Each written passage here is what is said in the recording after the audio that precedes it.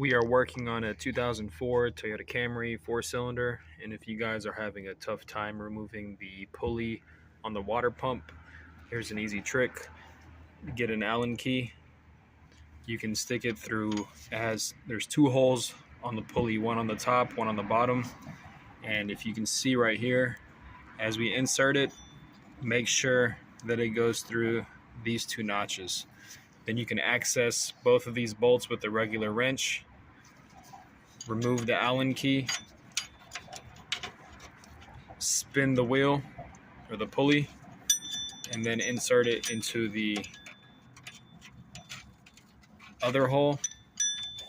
And then, as you can see, make sure it goes between these two pillars on the water pump.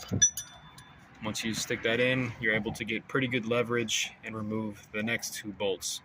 And to retighten it and reinstall it, reverse order. Hopefully this helps you out, guys. Take care.